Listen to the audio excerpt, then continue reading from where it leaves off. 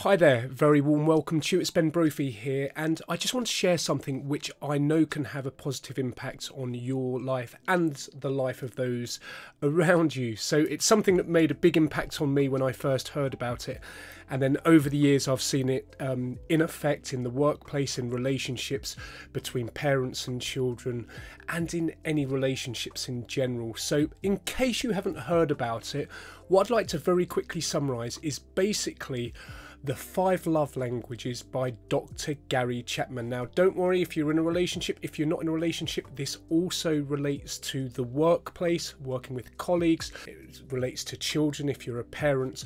So you can take the key message from this and apply it to any of your relationships. So, what are the 5 love languages and how can it impact your life? Well, all of us, every single human, has a combination of these 5 love languages, which in the workplace we may call the languages of appreciation, the languages of gratitude. So the 5 different languages are words of affirmation. So that is literally the word, the spoken word, the written word. There is physical touch, which is kind of, high-fiving, patting, touching in a physical, intimate relationship. That's slightly different, maybe a little bit more hot and saucy, but that's literally touching and holding hands, hugging, and who knows if you go to stage 5, right?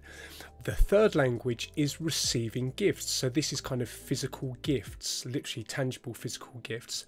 The fourth language of appreciation, of gratitude, or love language in an intimate relationship is quality time. And the fifth one is acts of service. I'll talk about these very briefly, a little bit more in a second.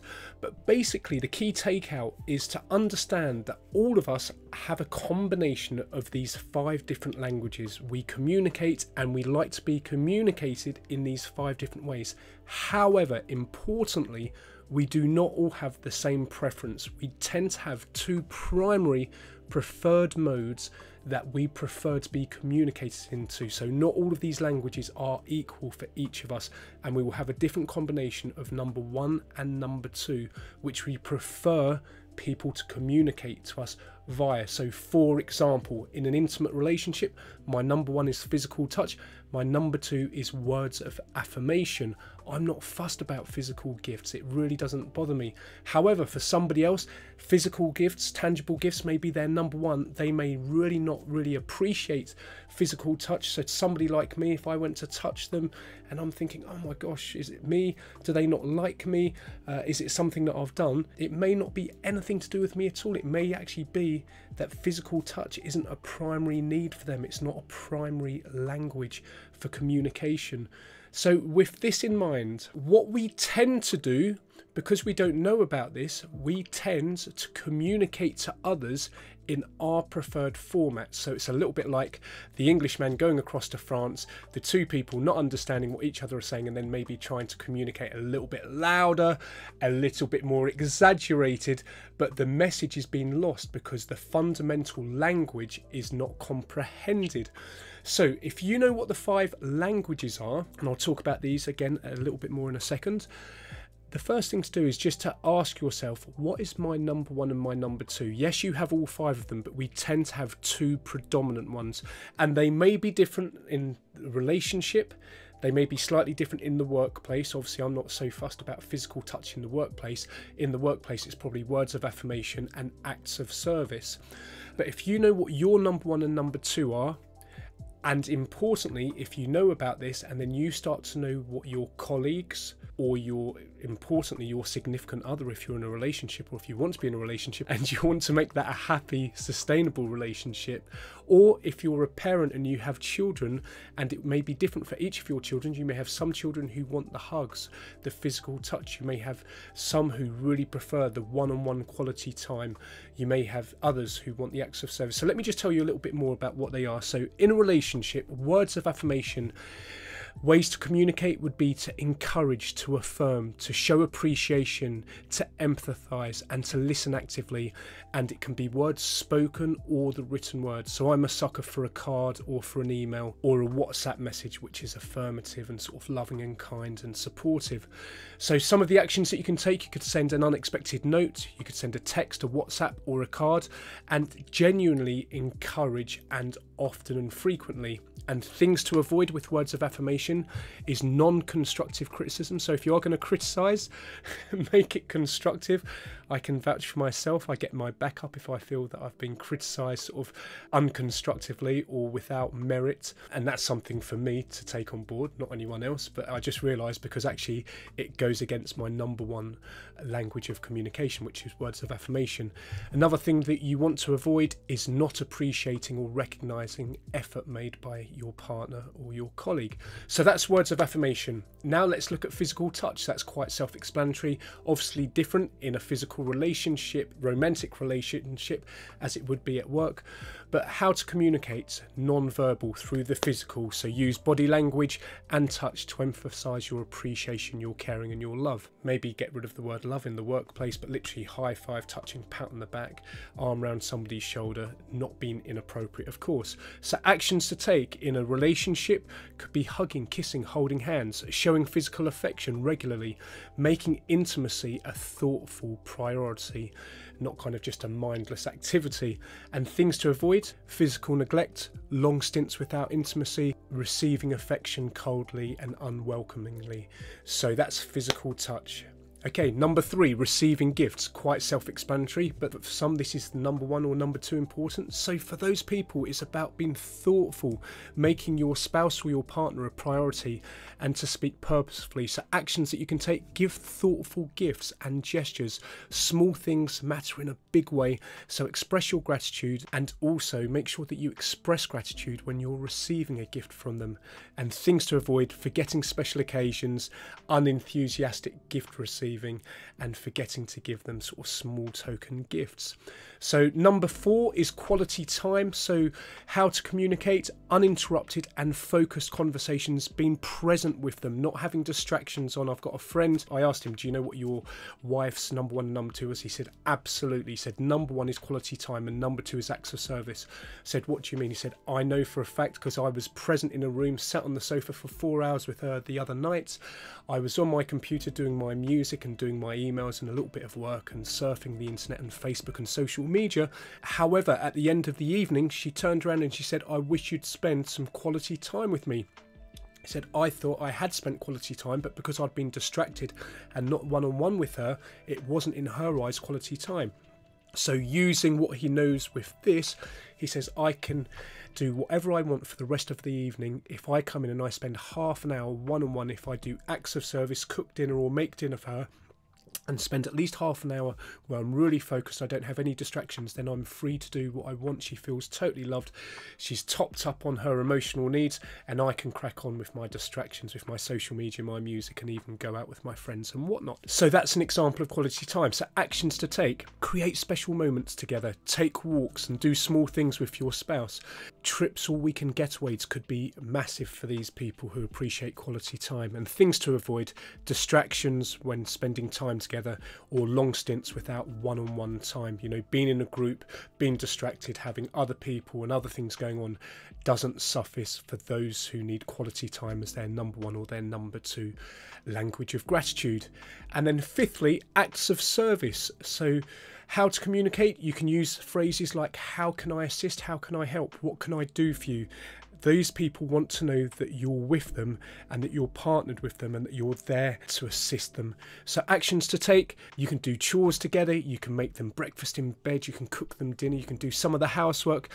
Go out of your way to help alleviate their daily workload. And just by asking the question, how can I support, how can I assist, what can I do for you, how can I help you, just even by offering those words can make a huge difference to these people who have acts of service as their number 1 or their number 2 language of appreciation. And things to avoid is making the requests of other people a higher priority than their needs, and lacking follow through on tasks big and small. If you say you're going to do something, and especially if it's in service for them, then do make sure that you follow through. So it's very, very simple. It's the 5 love languages in an intimate relationship, or the 5 languages of appreciation in the workplace: words of affirmation, physical touch, receiving gifts, quality time, and acts of service. Remember, we all have 1 or 2 which are primary and a priority for us. And if we know firstly what ours are, then we can communicate that with those that are around us and those that we love and our partners or our family, so that they can meet our needs easier. And then on the flip side, if we understand this, and then we start to understand our colleagues, our partners, and our children's primary languages of gratitude, then it's easier to meet their needs and for them to feel valued, appreciated, and loved. So let me just give you one quick example before we wrap up.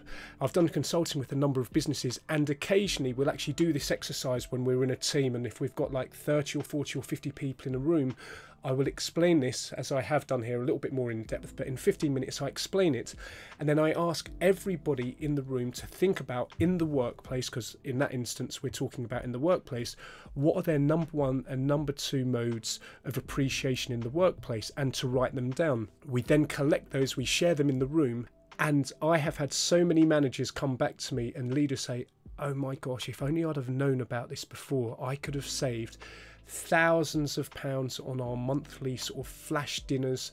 We think that everyone's just motivated by the bonus at the end of the month or going for a lunch club.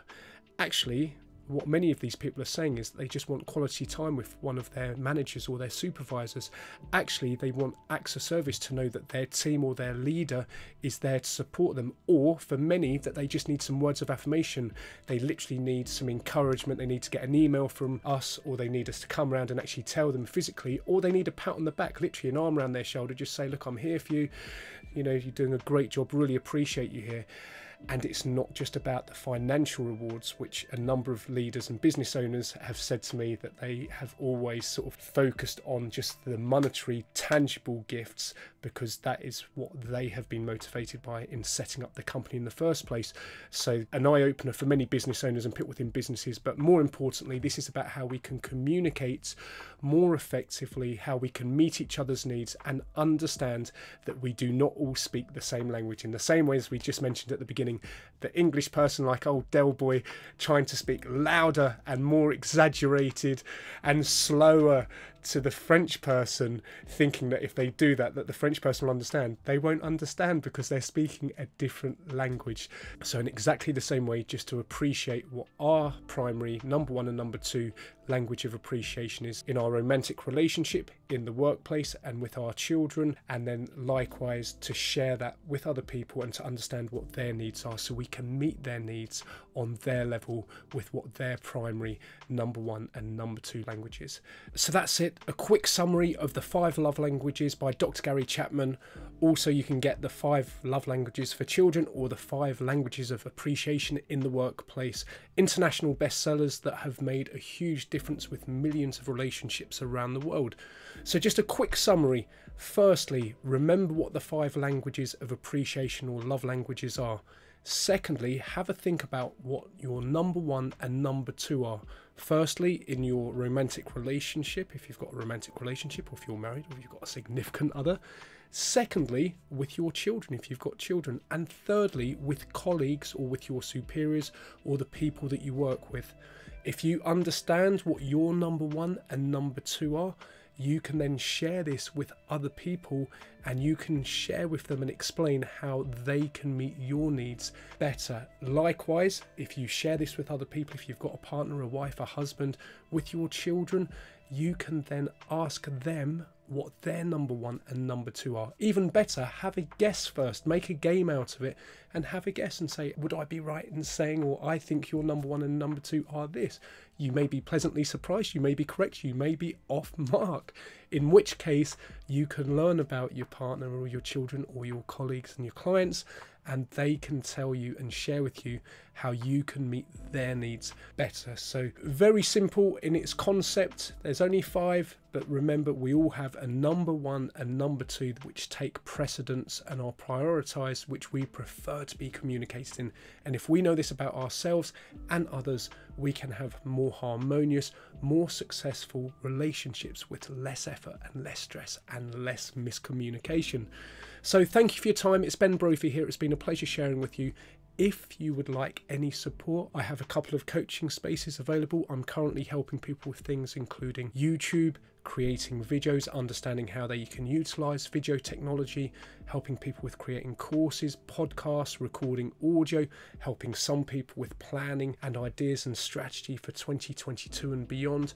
And some people it's just accountability and camaraderie and confidentiality. So if you would like to explore how I may be able to assist you, then please just email me, respond to this email, or get back to me at support@theonlinevideoacademy.com.